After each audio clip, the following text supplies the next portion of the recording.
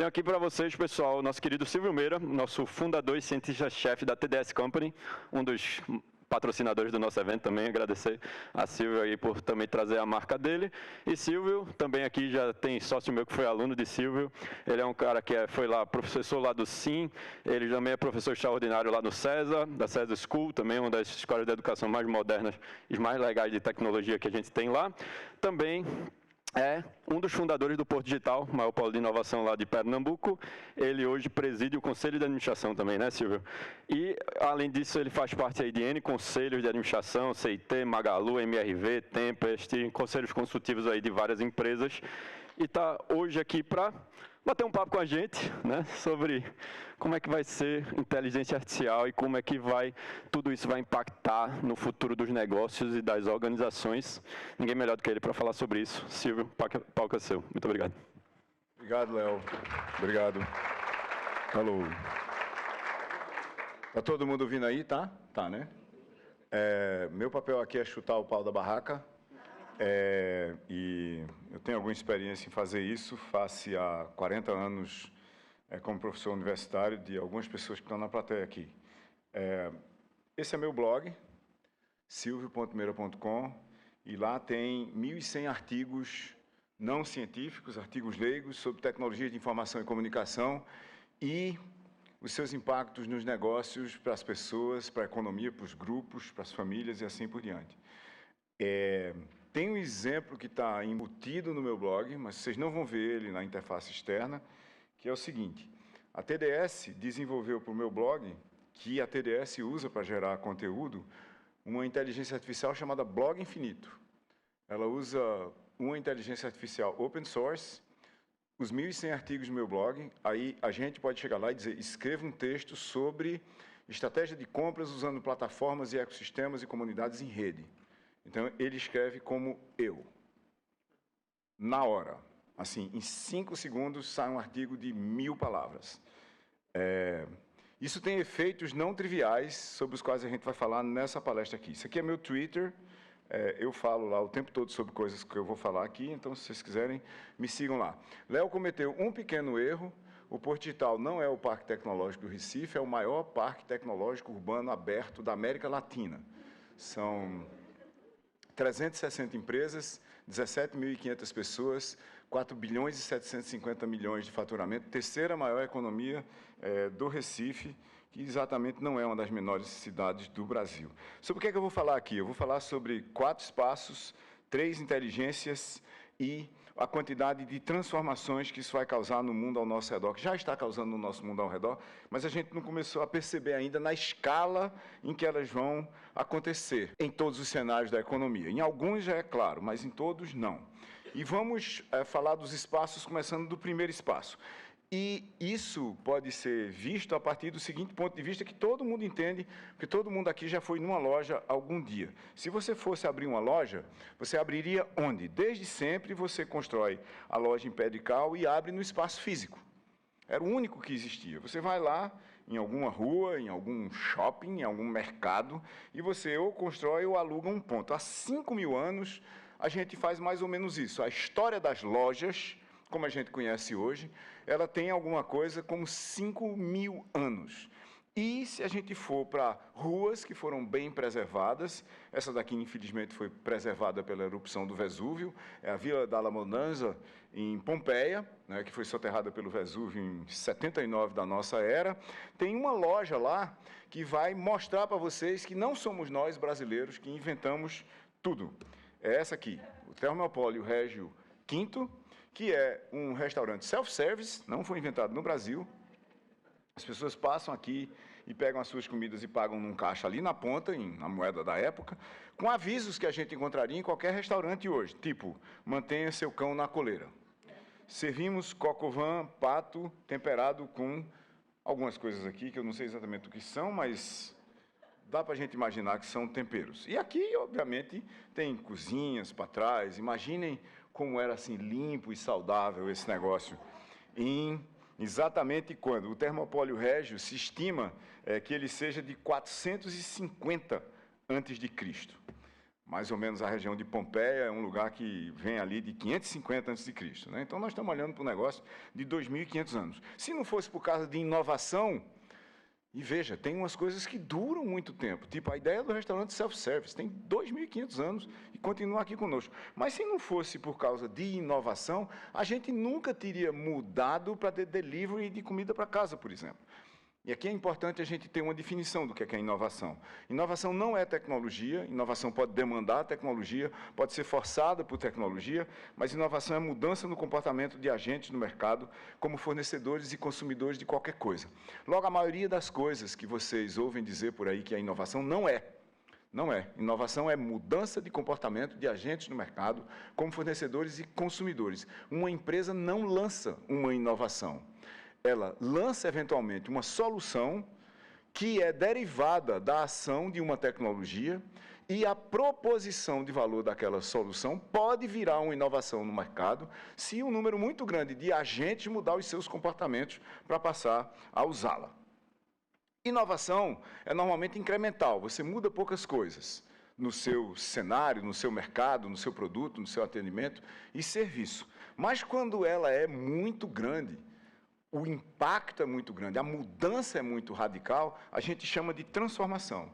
Transformação é um de para. Você sai de um estado de coisas onde você conhecia as performances, os produtos, os serviços, os meios de atingir os resultados, e você vai para um estado de coisas que a gente chama de execução imperfeita do desconhecido.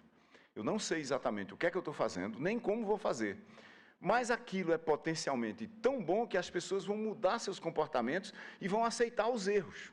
Por exemplo, a internet vem com um erro embutido nela, que continua com a gente até hoje, e a gente acha tranquilo. Tipo assim, você vai para um site qualquer e lá está escrito, se esse negócio não carregar automaticamente, clique Enter. Não é? Tem Zoom, por exemplo. Se não carregar automaticamente, você clica aqui. Significa, deu merda nos nossos processos internos e você vai ter que fazer uma parte do que a gente deveria ter feito, mas não fez, certo? No último quarto de século, a gente vem transformando a sociedade radicalmente usando código. A gente está escrevendo uma sociedade inteira em código. Aí está embutida a economia, a política, a vida pessoal, a saúde. Se a gente desligar código agora, não só essa sala deixa todinha de funcionar, que ela é toda movida a código, inclusive esse púlpito aqui que sobe e desce, porque tem uns motores de controle usando código aqui atrás, está vendo? Lasca tudo, mas sinais de trânsito vão embora, hospitais, UTIs, automóveis não ligam, aviões caem, malas não são embarcadas mais e assim por diante. Nada rola mais sem código, inclusive bombeamento d'água e distribuição de energia elétrica. Nós estamos no mundo movido a algoritmos. Movido a algoritmos. O pessoal da Lincana todinho sabe o que é algoritmos, eles fazem isso todo dia, tá certo? Mas quem aqui não tem certeza absoluta que passaria numa prova dada pelo professor Silvio Meira para entregar uma definição de algoritmos? Quem?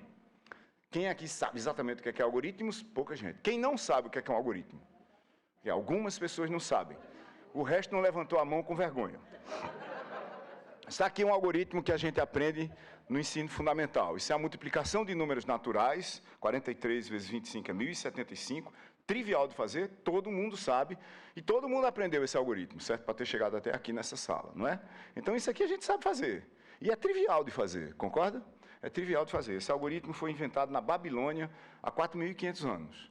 Então, algoritmos estão com a gente há milênios, há milênios. Por que eles são tão dramaticamente importantes e relevantes hoje? Por causa da internet. A gente botou os algoritmos online. Aqui está a internet, lá embaixo. O primeiro website tem 31 anos, 32 anos vai completar. Já completou, foi do dia 6 de agosto de 91, aquele pontinho que está lá na esquerda da curva. Essa coisa saiu subindo lentamente e, de repente, atingiu um platô onde quase todo mundo que tem meios para se conectar está conectado com algoritmos na mão.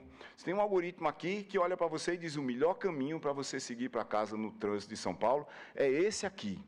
Aí você automaticamente segue esse algoritmo. O algoritmo manda em você, certo? E quando você não vai fazer o que o algoritmo está dizendo para você fazer, você se lasca. E no dia seguinte, você segue as ordens do algoritmo. Por que isso é importante? 81% dos brasileiros que têm mais de 10 anos de idade têm um smartphone e uma conta de dados. E essa é a média mundial. 81% das pessoas que têm mais de 10 anos no mundo hoje tem um smartphone e uma conta de dados. Isso causa rupturas absolutamente monumentais na sociedade ao redor. O nome apropriado, só para vocês saberem, pode continuar usando os nomes que vocês quiserem, mas o nome não é disruptura. Se vocês pegarem disruptura, é uma ruptura que não aconteceu, ou seja, é nada. O nome é ruptura mesmo. E uma ruptura radical é uma ruptura no espaço. No espaço. O espaço físico, de repente, passa a ter uma dimensão outra, que é uma dimensão digital. Mas não é o digital dos computadores nos data centers ou centrais de processamento de dados das empresas. É um outro tipo de digital, é o digital em rede. É o digital que a gente conectou e transformou o mundo num ponto, a partir basicamente do começo da internet. Esse digital em rede, ele pode fazer coisas mágicas como virtualizar, aumentar, estender, deslocalizar o que existia só no mundo físico. Esse é o primeiro site de e-commerce que parece com os sites que a gente tem hoje por aí. Tá certo? E-commerce, obviamente, B2C, a gente está dizendo aqui. E tem muita coisa aqui que o e-commerce não sabe fazer direito até hoje. O e-commerce global não sabe fazer direito até hoje. Por exemplo, tocar um spotlight. O que é relevante nesse site aqui hoje? Isso é muito difícil de fazer. O que as pessoas, cada uma delas, deviam receber como informação que é relevante para elas? Essa história aqui de Eyes and Editors, Personal Notification Service. Para mim, feito para mim. A Amazon levou 15 anos para fazer isso. O que é importante aqui? Tudo isso que ela está dizendo aqui era mentira. Não era? Mas a gente foi lá ver o que era. Por quê? Porque era uma ruptura. A gente estava indo para um desconhecido aceitável. Mas o grande lance é que essa mentira foi se realizando. Uma mentira realizável é a outra forma da gente falar de uma estratégia. Mas acontece que a gente não ficou aí, no físico e no digital. De repente, a gente introduziu uma dimensão social dessa realidade, não só com a gente podendo virtualizar o que existia no espaço físico, bota as lojas que estão lá e leva para o espaço digital, outro espaço, outra dimensão de um novo espaço, que em si é um espaço, mas você articula pessoas e depois negócios e pessoas e negócios ao mesmo tempo, na dimensão social do espaço. Isso faz com que essa pessoa venha aqui, não goste, cruze isso das suas escolhas, vá aqui, goste e diga de repente que essas pessoas daqui deveriam ir lá também, criando uma coisa que a gente chama de efeitos de rede.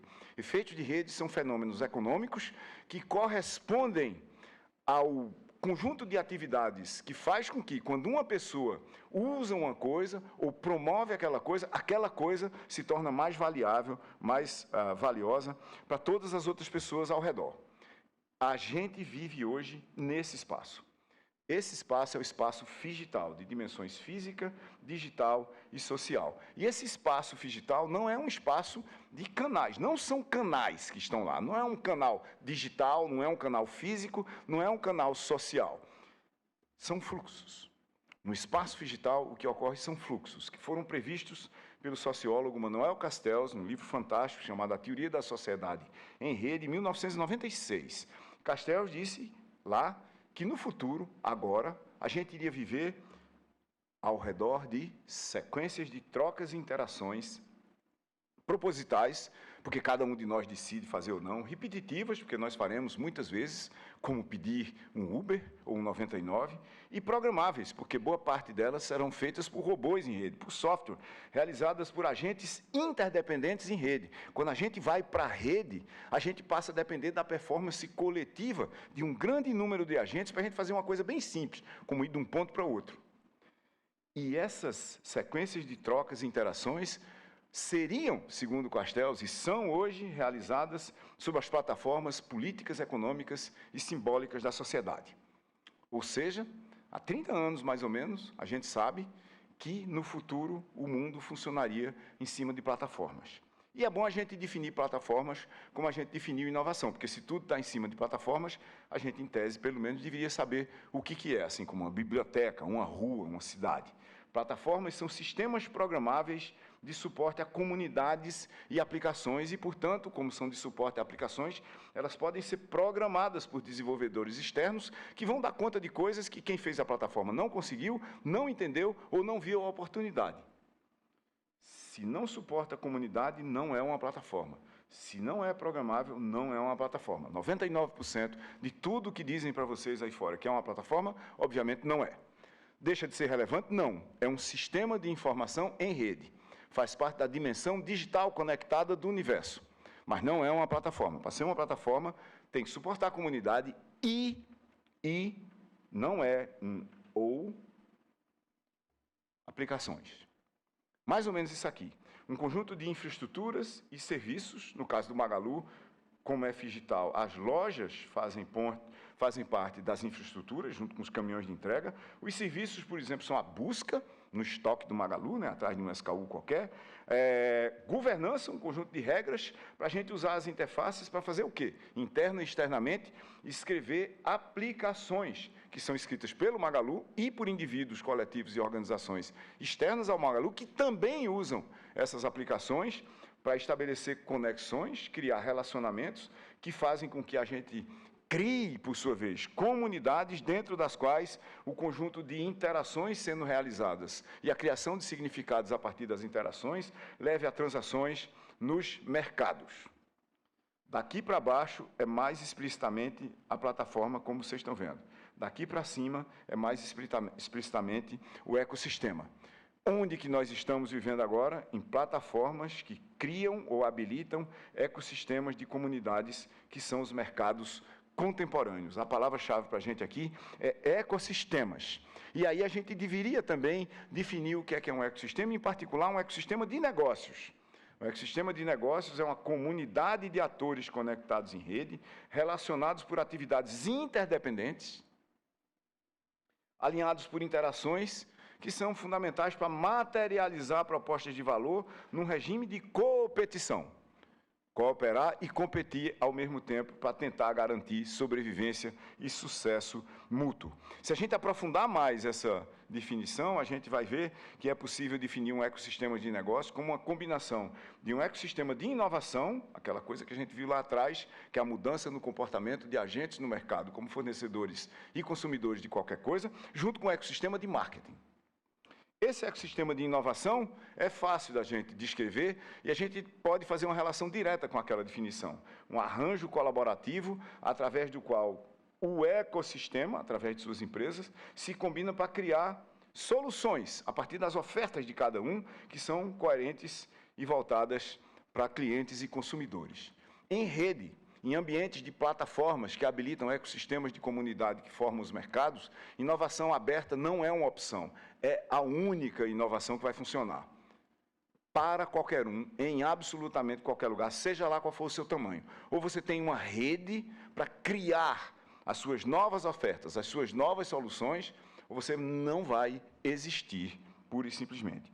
Mas a segunda parte dessa história, que é um ecossistema de marketing, é muito diferente. Muda tudo quando a gente olha para o que é marketing no mundo de plataformas e ecossistemas. É um conjunto interconectado, interdependente, de instituições, atores e atividades que habilitam desde a criação até troca, entrega, captura e sustentação de valor para clientes, consumidores, parceiros, economia e sociedade em geral. É quase como se marketing passasse a ser, e é mesmo, a teoria geral dos mercados. A teoria e a prática dos mercados. Marketing passa a ser pervasivo. Ele não é preço, promoção, publicidade e posicionamento de produtos. Já não é desde o começo da internet. A Amazon foi a primeira empresa que entendeu isso. Ele existe num ambiente de infraestrutura, serviços e aplicações, onde uma certa governança garante que vão existir, ou faz com que exista, ou promove a existência de ecossistemas de comunidades, onde conexões, relacionamentos e interações levam a significados e culturas que facilitam a existência de comunidades onde acontecem transações. Isso causa, obviamente, rupturas não triviais, porque o mundo analógico não era assim. O mundo físico digitalizado não era assim. O espaço digital redefine absolutamente tudo ao nosso redor e, em particular, redefine marketing, que deixa de ser, como eu já disse, por exemplo, 4P, até porque físico, digital e social não são canais. Canais, quando a gente olha para os canais que a gente usa para interagir com a nossa rede, quando a gente pensa analogicamente assim, são de uma teoria de comunicação de Harold Lasswell, de 1948, que diz basicamente que tudo que interessa estudar a gente no mercado é quem diz o quê, em que canal para quem e que efeito isso produz. Mas o mundo, como a gente já viu, funciona em termos de fluxos, sequências de trocas e interações propositais, repetitivas e programáveis, realizadas por agentes interdependentes em rede sobre as plataformas políticas, econômicas e simbólicas da sociedade. Tudo são fluxos, inclusive compras. Absolutamente tudo. Não tem mais nada que não seja fluxos. A gente pode não perceber como tal, mas absolutamente tudo são fluxos. Que tem uma consequência não trivial para essa sala aqui. Hoje, na prática, não tem nenhuma diferença entre marketing B2B e marketing B2C. E eu e Rosário Pompeia, da Alefio, lá no Recife, escrevemos recentemente um manifesto sobre isso. Chama o Manifesto do Marketing do Futuro. Está nesse QR Code aqui que vocês podem pegar agora, e ele vai rolar de novo nos próximos 2 slides, é exatamente o mesmo, onde a gente desafia as teses estabelecidas das décadas de 40, 50 e 60 sobre o marketing, que na época não davam conta nem mais ou menos do que era a TV, quanto mais dá conta do mundo em rede, habilitado por plataformas, comunidades e ecossistemas de plataformas que causam muito mais transformações do que tudo que já aconteceu até agora. Por exemplo, e de forma dramática, negócios e organizações são severamente modificados. Primeiro, com a inversão do modelo de negócios. O modelo de negócios da era industrial é basicamente representado nessa figura aqui. Você desenha um produto e vai ao mercado procurando clientes para os seus produtos. Está aqui o mercado, tratado como um público amplo e absolutamente quase homogêneo para todos os efeitos, porque você só vai poder fazer pesquisas sobre ele, você não vai conseguir interpretá-lo como dados no mundo analógico, e você vai lá fazer publicidade para que as pessoas descubram a existência do seu produto. Tem teorias de 1950 que dizem que isso aqui não funciona. E hoje aqui não funciona mesmo. Por quê? Porque a ruptura causada por plataformas, ecossistemas e efeitos de rede, na realidade, a ruptura que a gente diz que acontece no marketing do futuro é essa aqui.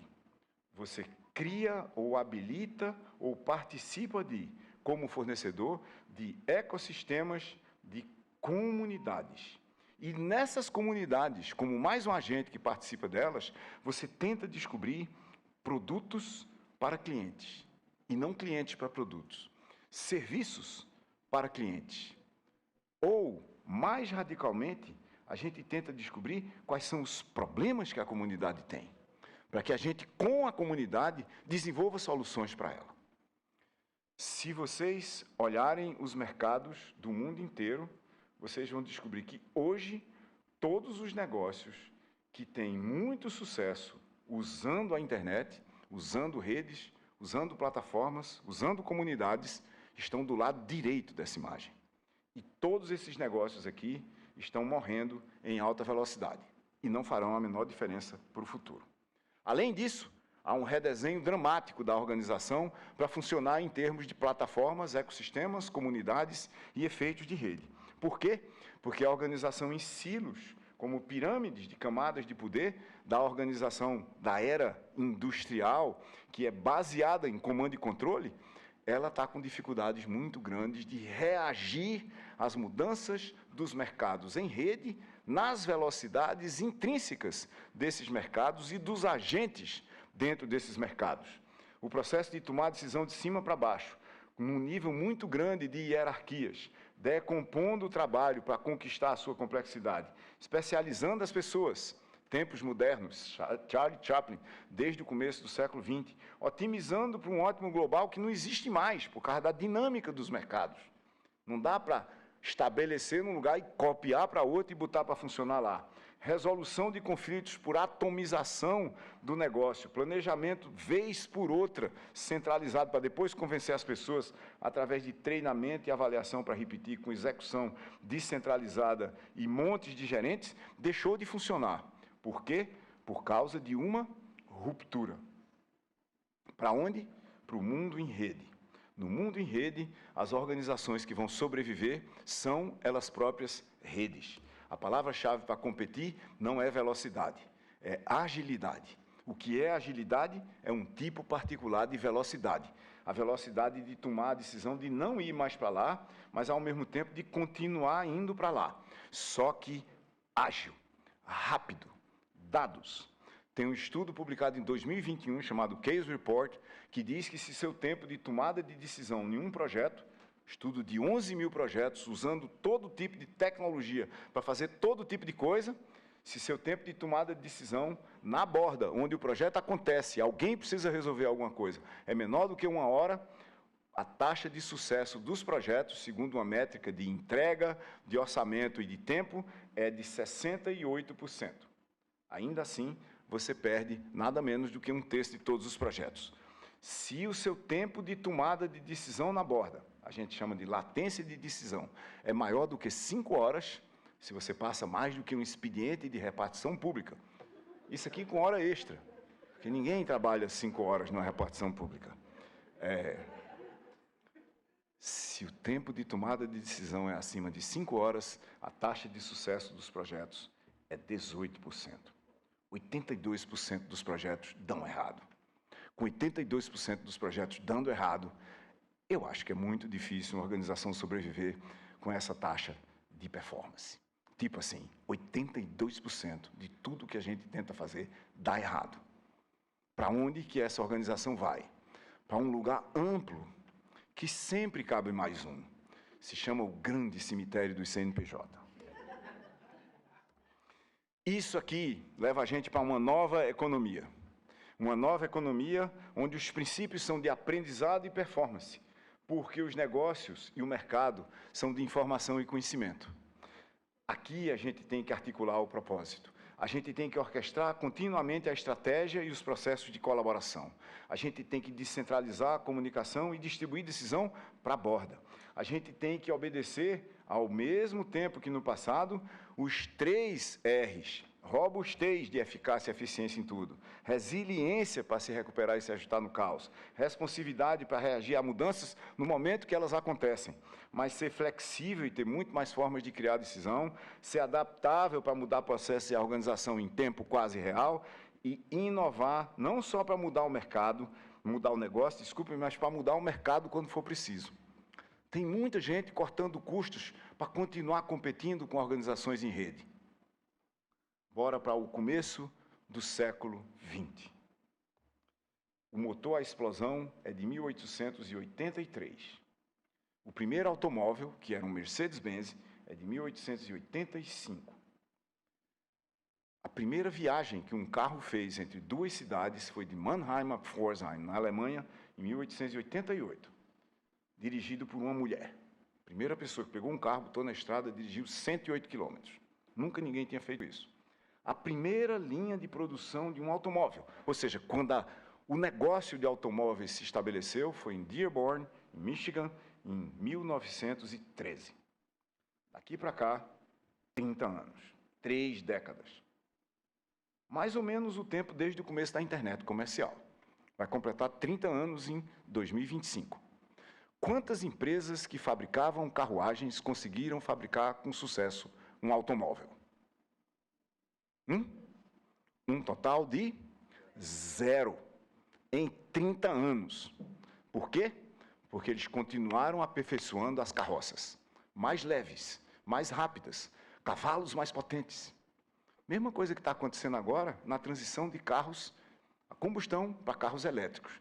De repente você vê um carro a combustão com 1.200 HP que sai de 0 a 200 km por hora em 6 segundos.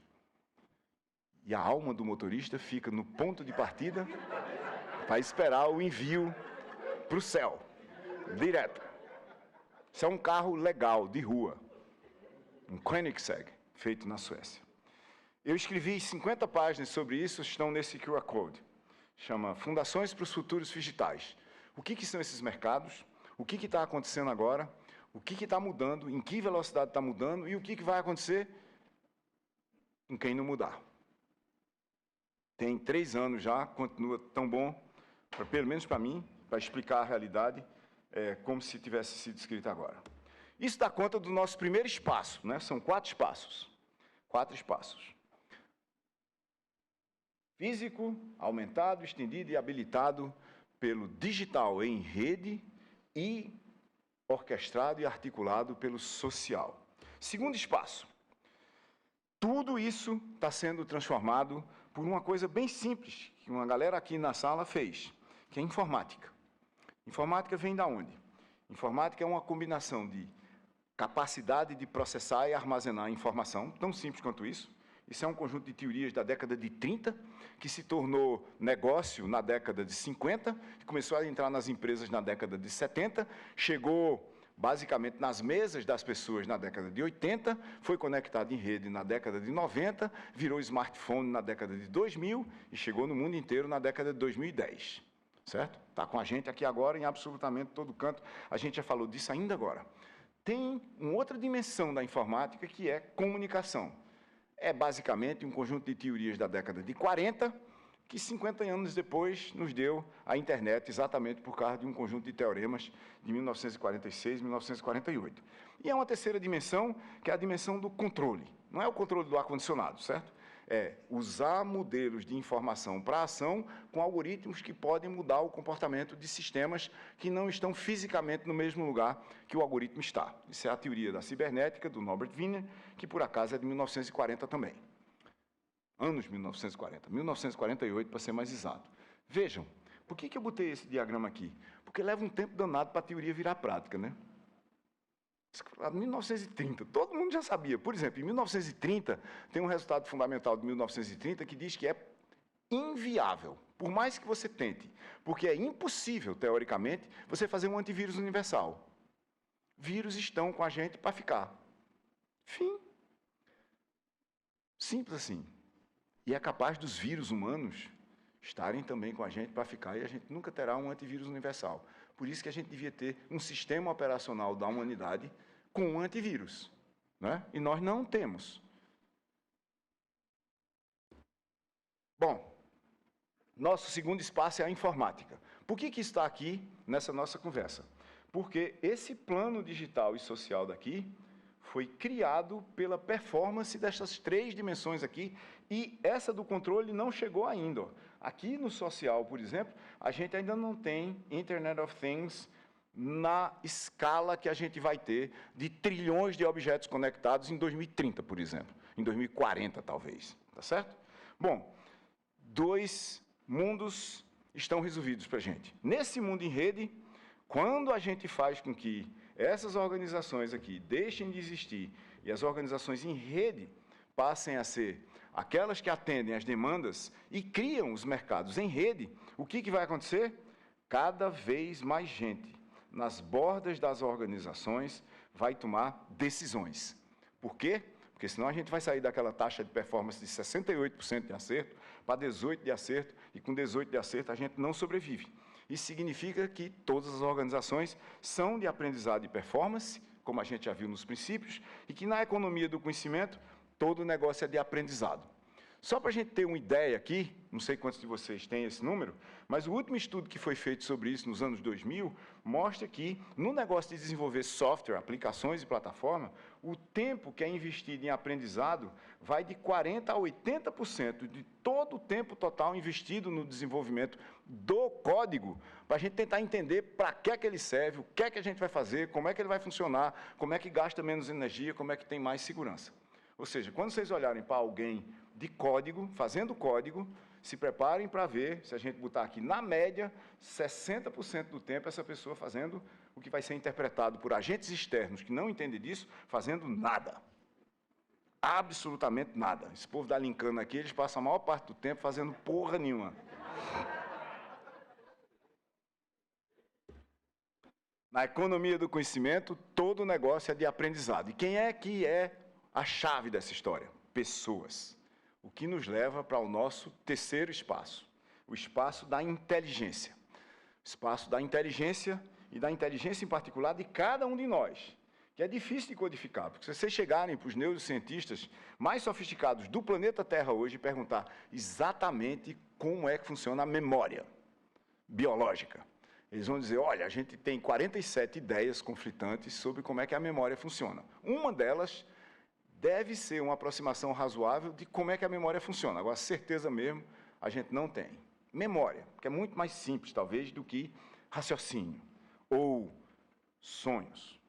Inteligência da gente aqui pode ser representada em três dimensões. A primeira delas é a nossa capacidade de processamento e armazenamento de informação. E a nossa capacidade, ao mesmo tempo de processar e armazenar informação, coletar essa informação do mundo ao nosso redor, emitir sinais para o mundo ao redor e, eventualmente, fazer isso aqui com esse microfone. Controlar coisas. Computação, comunicação e controle. A outra dimensão da nossa inteligência é a nossa capacidade de articulação com pessoas ao nosso redor para resolver problemas complexos. Por exemplo, nos defendermos há 100 mil anos de grandes animais. A terceira dimensão da nossa inteligência é a nossa autonomia, a capacidade de tomar decisões de fazer ou não fazer alguma coisa. Quando a gente compara isso com inteligências artificiais, computacional ou informacional, cresce assim, autonomia cresce assim e socialização cresce assim, tá certo? As inteligências artificiais que estão por aí, estão nesse buraco aqui, tá certo? Para propósito específico, como dá para vocês verem aqui, algumas delas conseguem superar humanos. Por exemplo, em análise de imagem médica, em processamento de informação, processamento de dados em larga escala, tomada de decisão em cima de dados e assim por diante. Mas quando você olha para a autonomia de Siri, por exemplo, é menor do que uma protocélula. É infinitamente menor do que uma abelha.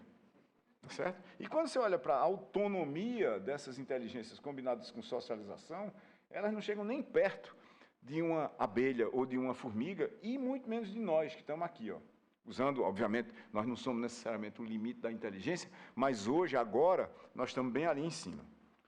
Está aqui o nosso terceiro espaço. Informática como um todo, que nos deu no espaço digital esse plano, é só essa dimensão da inteligência humana.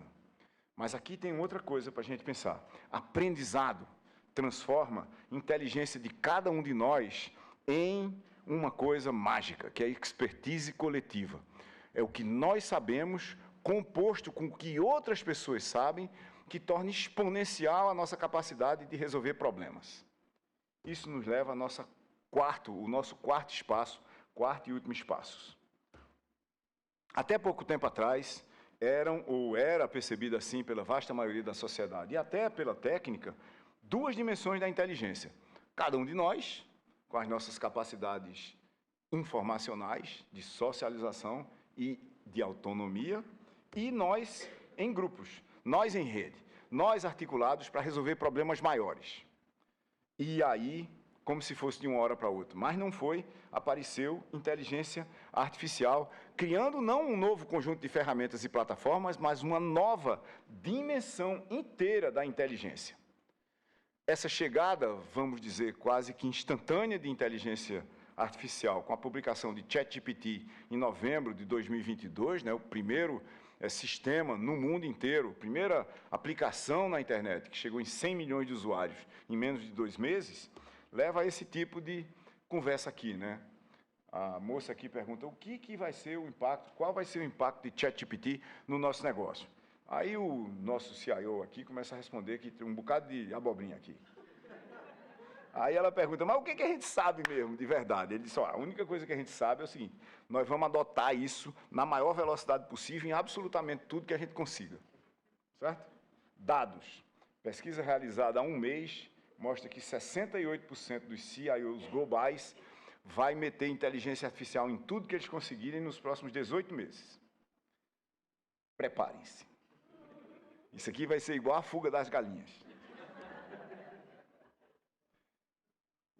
E que tipo de inteligência artificial está provocando esse auê todinho? Uma classe de inteligência artificial chamada grande modelo linguístico, que é nada mais do que um tipo de algoritmo, como aquele da multiplicação, por isso que ele entrou na nossa história lá atrás, que usa um conjunto de técnicas chamadas de aprendizagem profunda, que a maioria dos cientistas de computação também não sabe o que é, não sabe explicar, e, obviamente, conjuntos de dados extremamente grandes, da classe, do tamanho da internet inteira, para criar um algoritmo, por sua vez, que faz o quê?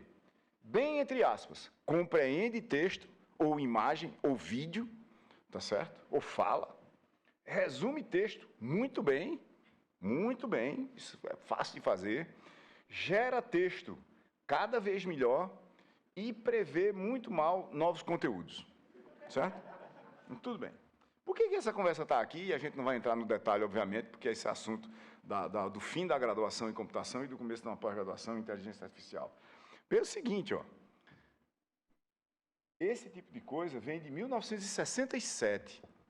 Lembre, a gente já sabe que não ia ter um antivírus universal na década de 30. Demorou para as pessoas entenderem esse negócio. Demorou para ter até um antivírus em computador. Demorou até para fazerem um vírus. Essa classe de modelos, bem menos potentes, porque, obviamente, a gente nem tinha máquinas, nem tinha teorias, nem conseguia escrever o código, vem de 1967, com uma aplicação construída no MIT chamada ELIZA. O paper, o artigo científico que mostra como fazer um grande modelo linguístico, é de 2017, tem 6 anos. Em 2018, a primeira versão de GPT foi publicada. Ninguém estava nem aí. Por quê? Porque ela não tinha sido publicada na internet. A gente não estava lá mexendo para ver como era que funcionava. Aconteceu um bocado de coisa aqui nesses anos, aconteceu tanta coisa nos últimos 5 anos, como aconteceu nos últimos 50 anos. Né? E aí, em novembro do ano passado, apareceu o ChatGPT. Que diferença isso fez? É digital, é um algoritmo em rede. Qualquer um pode ir lá e começar a mexer. Aí, primeiro, as pessoas foram mexer lá para mostrar que não funcionava. Ah, mas você pergunta tal coisa, ele diz tal besteira. Certo? Aí você faz não sei o quê, acontece não sei o quê. Mas tem problemas aqui. Né? Que classe de problemas? Uma classe de problemas absolutamente radicais, que é como é que a gente usa isso? O que a gente faz com esses modelos? Para pensar o que a gente faz com esses modelos, eu sou membro do conselho da CINT. CINT é um dos maiores provedores de soluções digitais do Brasil, com atuação do Japão à Califórnia pelo caminho mais longo. Na CINT, há 2 meses, a gente lançou um projeto chamado Flow.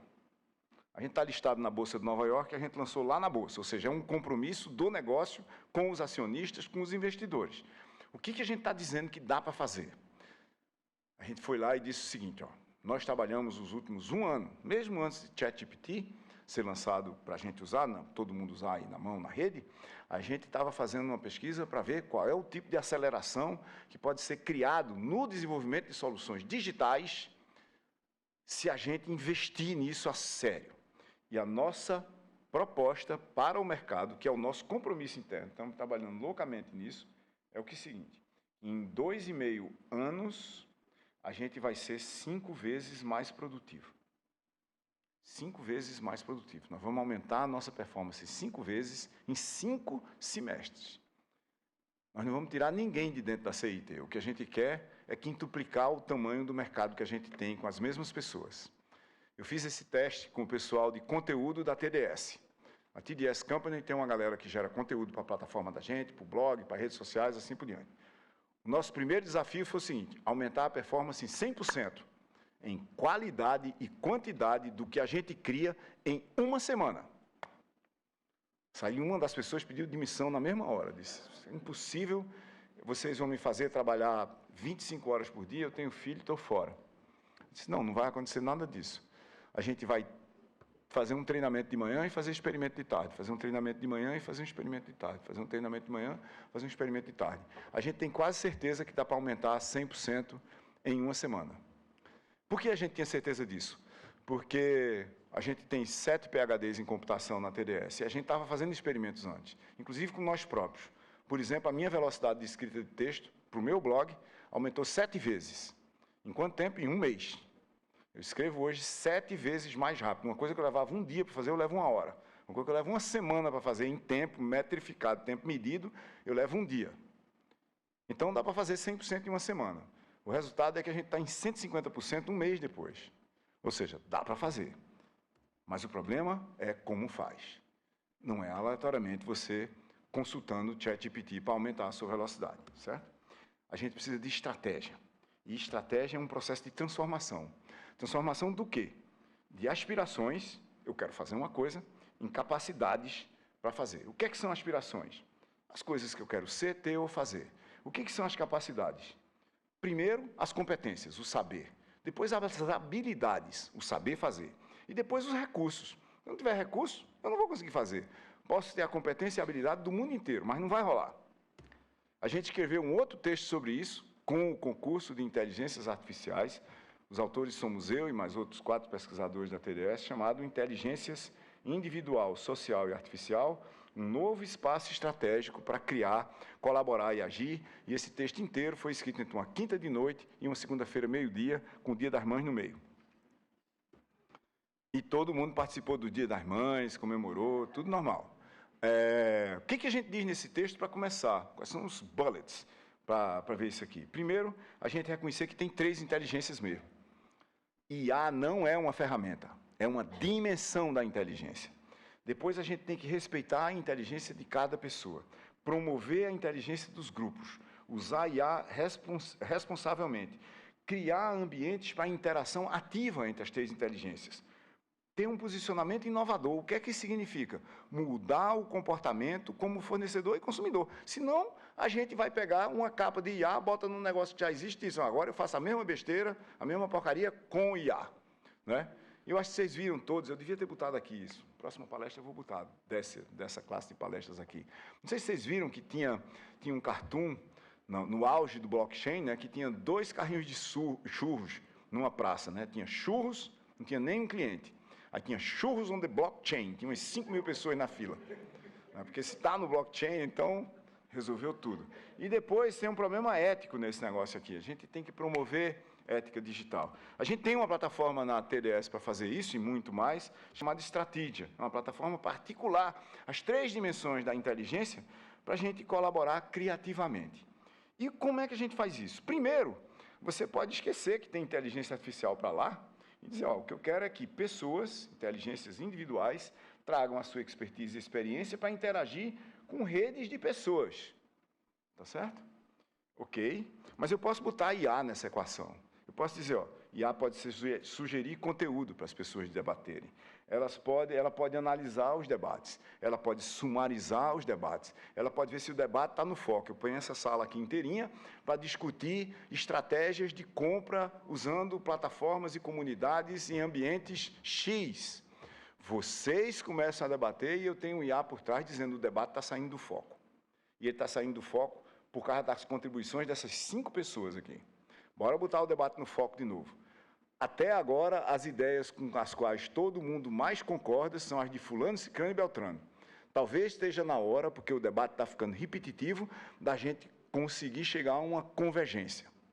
A gente está fazendo isso com uma empresa que eu não posso nominar publicamente, com um grupo de 150 líderes, distribuídos no mundo inteiro, discutindo dia a dia as microestratégias do negócio. O que a gente vai fazer hoje? Multilingüe. E, obviamente, do ponto de vista das pessoas, IA pode habilitar e orientar as performances de cada um nas redes de debate. Se vocês forem lá e logarem na plataforma, eu vou botar um QR Code para vocês virem para lá, certo? Vocês vão ver que eu entrei aqui, como eu tenho um número aqui, esse número aqui são créditos que eu tenho para fazer coisas que envolvem inteligência artificial. O uso da plataforma é totalmente gratuito. Com inteligência artificial, você compra créditos no Pix. Mas vai lá, tem um botão aqui. Vão lá e me ajudem a pagar a comida dos gatos lá de casa.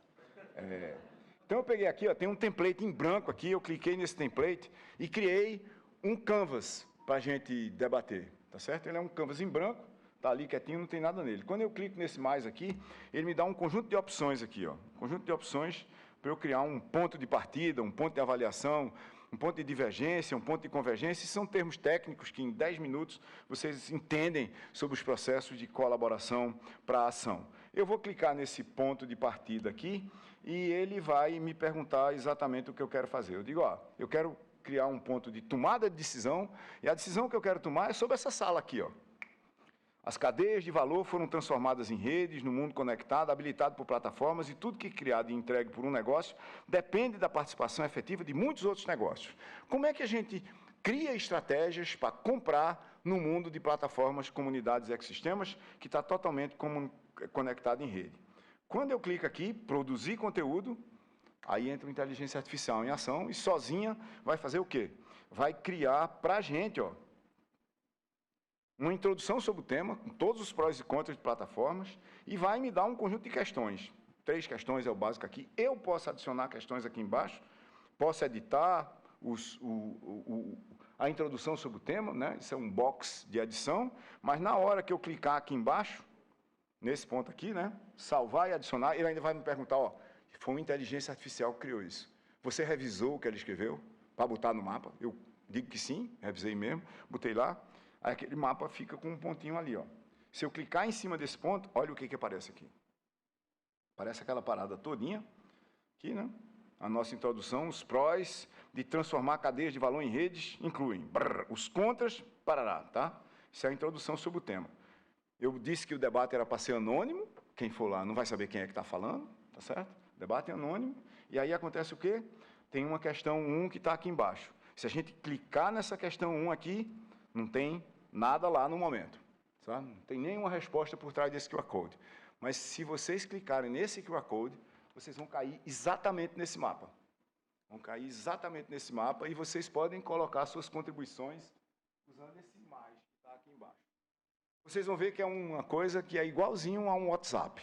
A gente usou a metáfora do WhatsApp de grupos conversando, mas é uma conversa estruturada, provocada, articulada, motivada, analisada, sintetizada por inteligência artificial, para a gente colaborar muito mais rápido, de forma estratégica, onde o ciclo de vida de tomada da decisão, com todos os dados de todo mundo envolvido, capacidade de colaborar, de criar, de agir, de tomar decisão, vai ficar registrado na plataforma.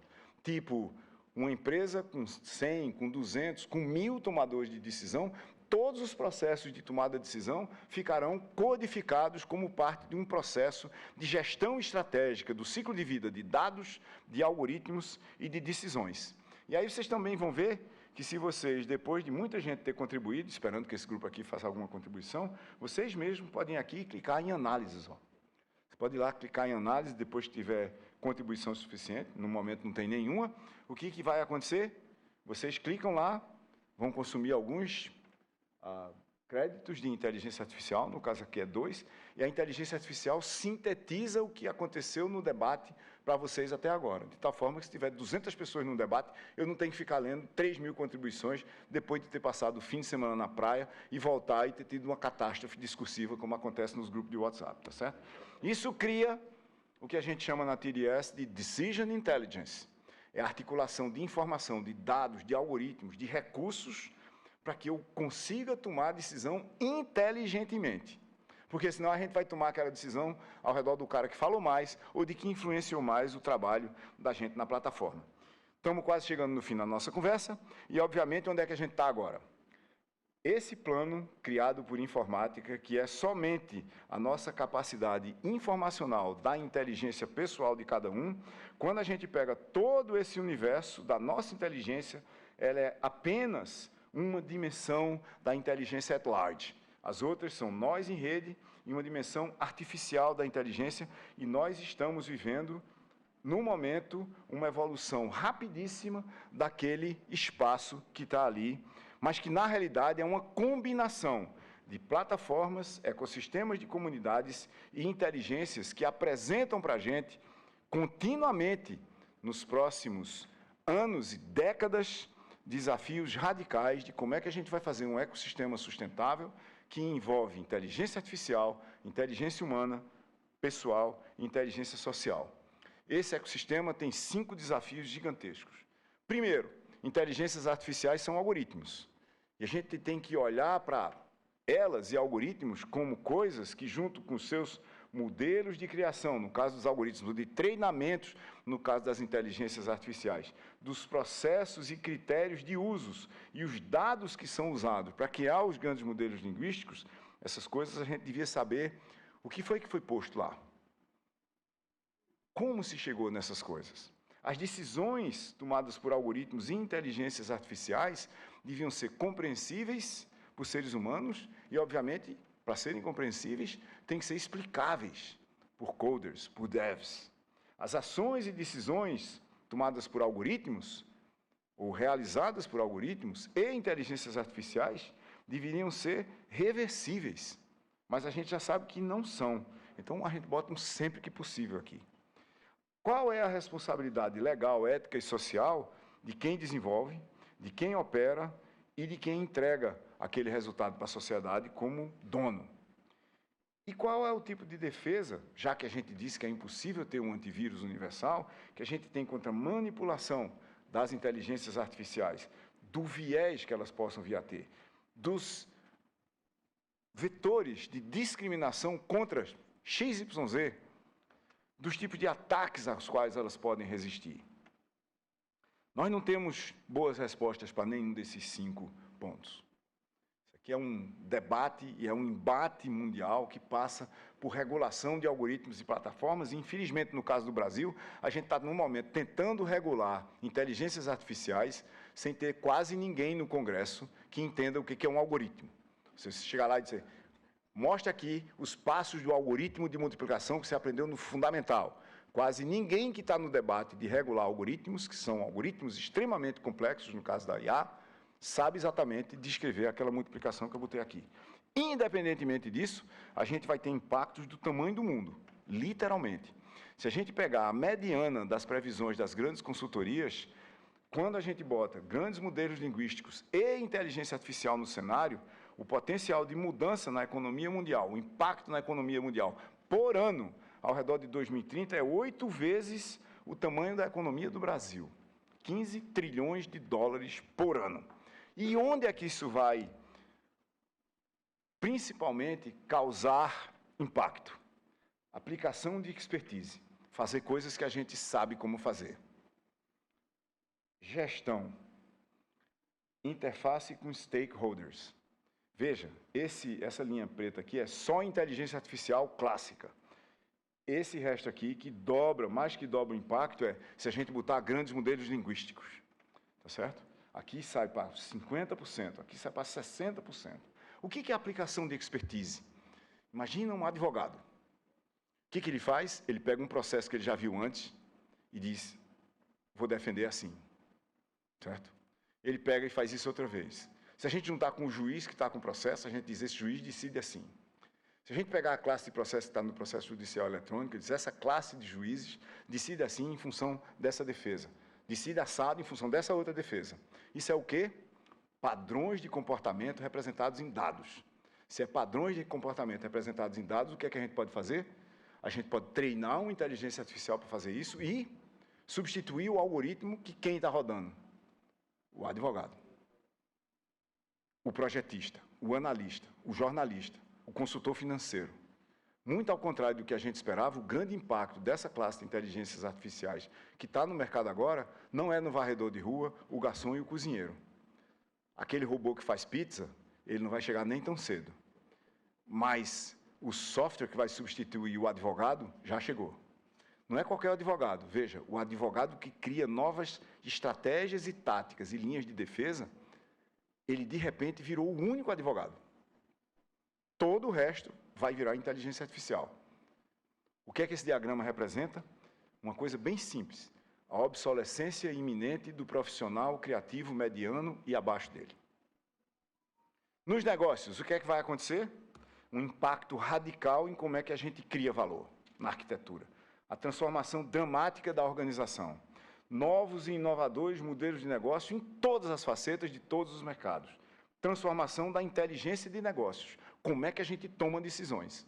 Eu acabei de mostrar um exemplo, usando a plataforma da TDS, com um grande risco de artificialização. O que é artificialização?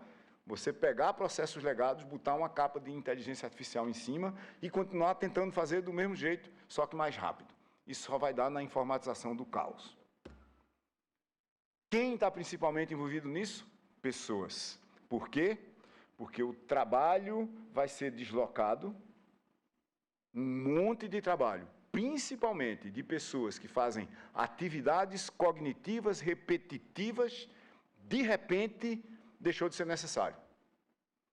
Isso vai afetar dramaticamente o emprego e nós temos um problema global e imediato de reskilling. Isso devia ser o imperativo estratégico máximo das empresas.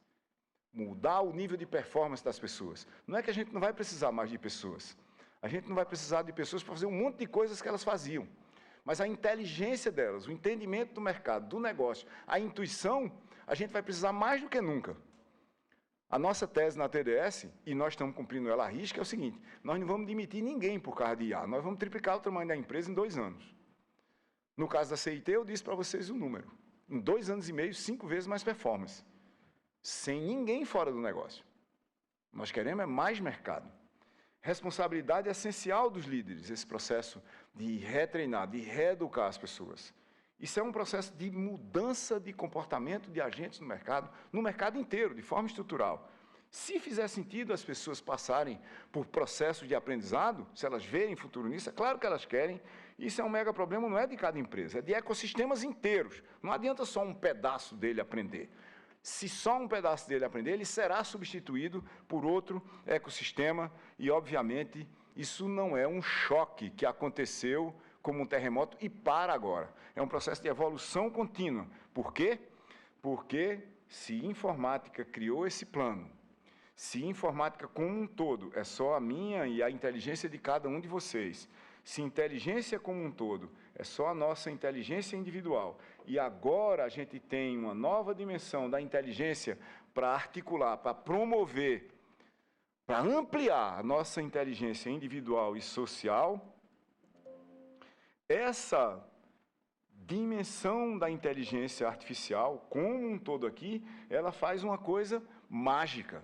Ela torna muito mais fácil a gente fazer com que todo esse espaço passe a interagir com esse, que já estava mudando o mundo em altíssima velocidade, e ao mudar esse de novo, vai fazer com que tudo isso aqui evolua com uma amplitude e numa velocidade e com um impacto cada vez maior. Exatamente como foram todas as evoluções de inovação até aqui. Informática é uma tecnologia de propósito geral. Ela muda tudo acima dela. Inteligência artificial não é uma tecnologia, é uma dimensão da performance, é uma dimensão da inteligência. E tanto quanto informática são duas dimensões nesse mapa, a chegada de inteligência artificial nessa escala, interagindo com todos esses outros espaços, vai mudar quase tudo que a gente conhece como performance das pessoas, dos grupos, das comunidades, dos negócios e dos mercados. E isso já começou. Obrigado e boa tarde. Boa, pessoal. Foi uma verdadeira aula que rolou aqui agora, né? Então, eu já vou abrindo espaço aqui para perguntas aqui ao vivo, cubo mágico da plateia. Então, levantem a mão. 1, 2, já mapeei aqui. Vou começar aqui pelo Plínio, enquanto o Sidão ali também faz o setup para a gente já conseguir as contribuições. Fala perto aí do cubinho para Silvio poder ouvir, Plínio. Pessoal, vocês me desculpem, mas é que o Léo me passou uma missão aqui de perguntar quase toda vez, então estou tentando cumprir aqui a risca, tá? Doutor Silvio, eu acho que... Quem está falando? Levanta a mão que eu sou cego. Ah, tu. Ok. Foi uma puta aula, né? Assim, com todo respeito à palavra, e obrigado pela contribuição. Eu, na verdade, tinha uma pergunta, você trouxe um ponto sobre responsabilidade com o uso de inteligência artificial, né? Recentemente, eu acho que foi o Yuval Noah Harari e um grupo de pessoas ali estavam pedindo uma pausa em termos do desenvolvimento de inteligência artificial por conta de potenciais riscos que isso poderia trazer, e chamada aí para os líderes globais discutir isso. Só que a gente sabe que tem outras pessoas que têm uma visão diferente, tipo o Bill Gates está falando, não, a gente tem que continuar mesmo puxando os limites ali, porque vai ser um processo natural de aprendizado e a gente vai corrigindo à medida que anda.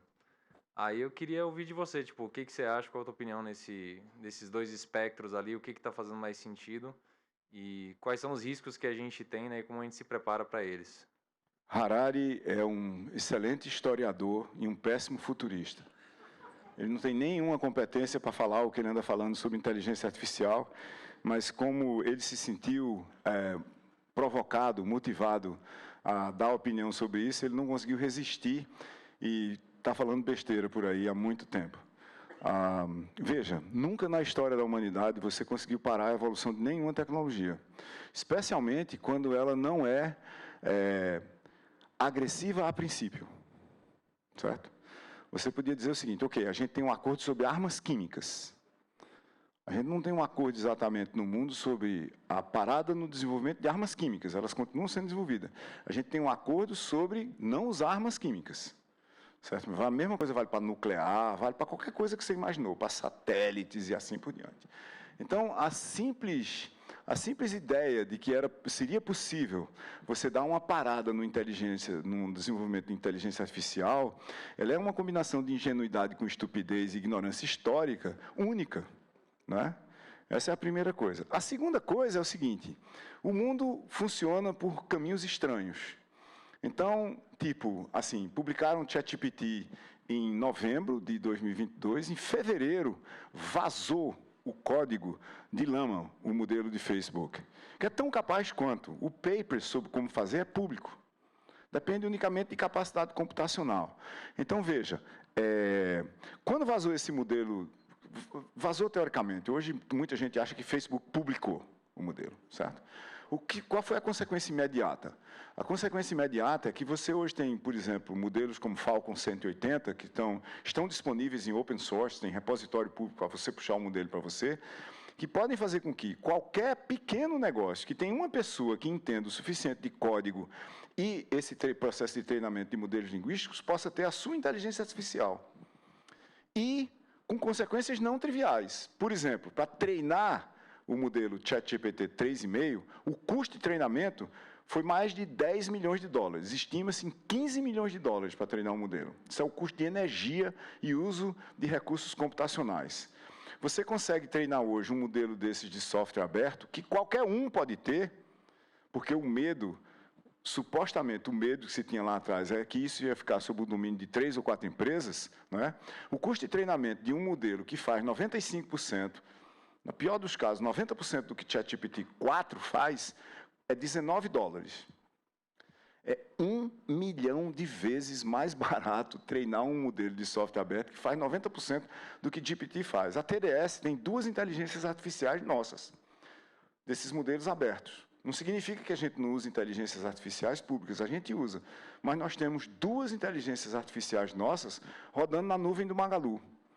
Aliás, isso é um segredo que está no meu tweet de hoje, se vocês passaram lá para ver. O Magalu está fazendo uma nuvem e a gente vai ter sinais públicos disso no dia 12 de dezembro. Então, eu tenho 2 máquinas na nuvem do Magalu que estão rodando inteligências artificiais da TDS. Não roda a nuvem, não roda em GPT, entendeu?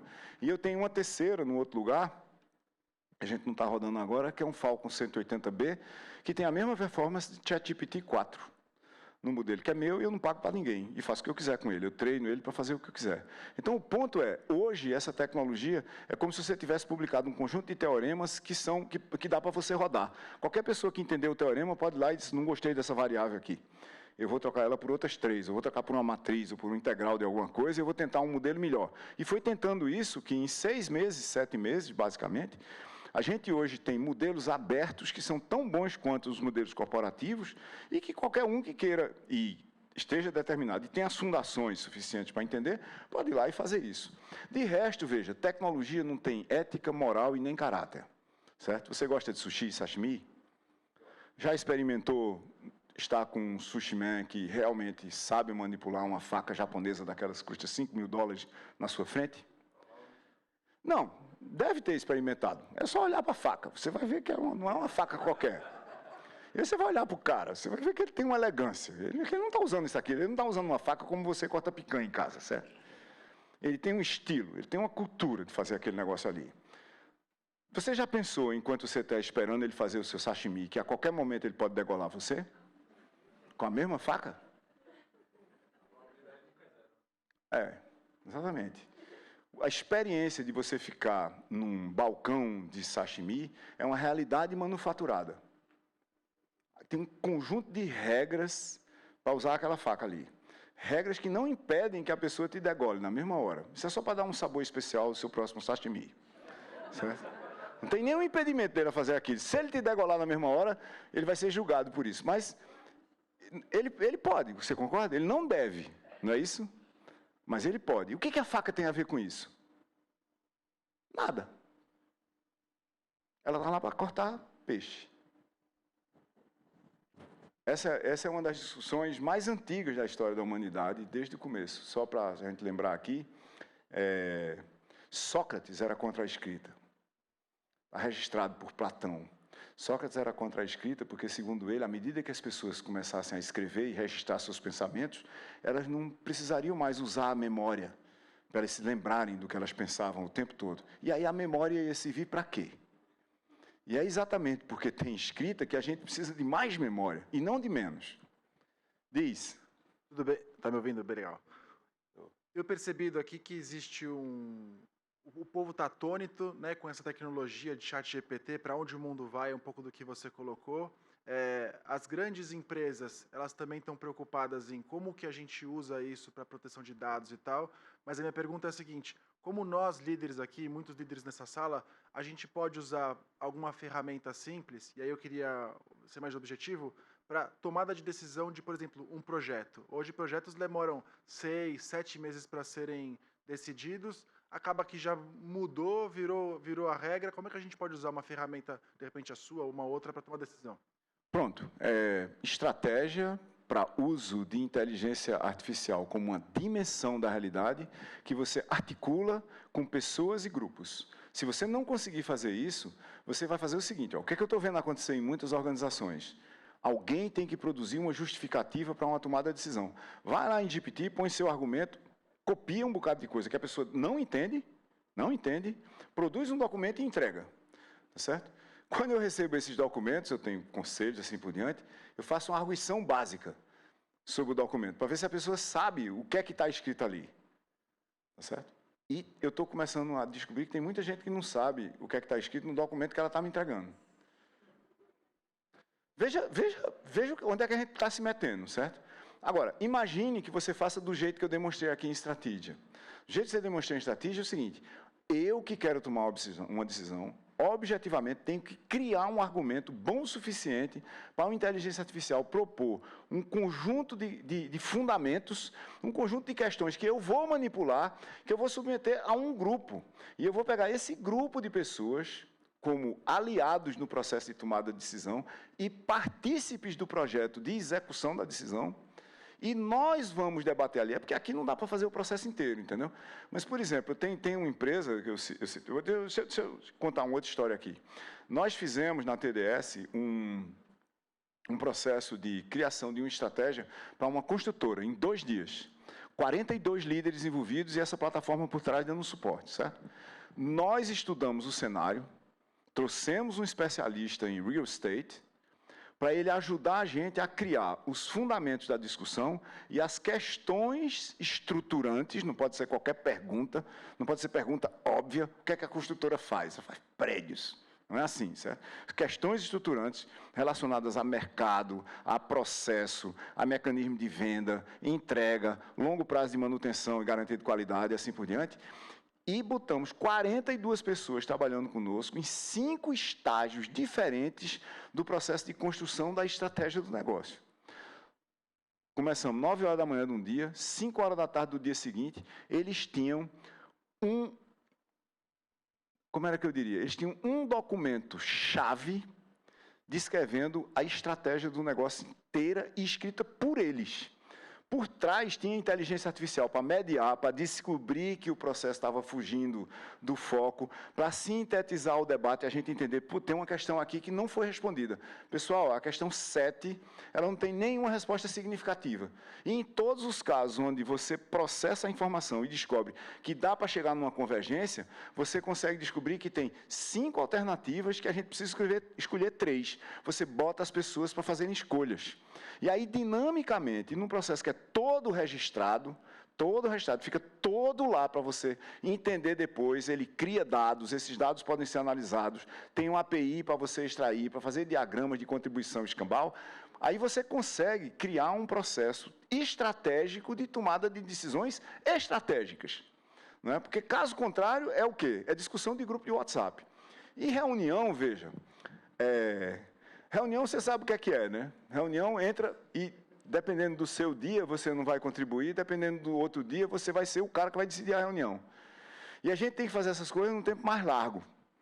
Ninguém aguenta ser a pessoa-chave de uma reunião de tomada de decisão durante 2 dias consecutivos. Num outro negócio onde a gente está usando Strategia, o que é que a gente faz? Essa plataforma que eu tenho aqui, Strategia, né? Qual foi o processo que eles decidiram fazer lá? É o seguinte, eles começam a decisão num dia, e essa decisão é assíncrona e ela vai fechar no fim de semana. Então, eles decidem durante a semana inteira e as pessoas contribuem na hora que elas podem contribuir, com a paciência, o tempo, a dedicação e o compromisso delas contribuírem para a evolução do negócio, sabendo que tem um deadline e sabendo que a hora da contribuição delas será vista por nós e pelo presidente da empresa. Se você só contribui quando faltam 5 minutos, é porque você está só cumprindo o deadline. E se você está só cumprindo o deadline, você está fazendo o que ali como tomador de decisão?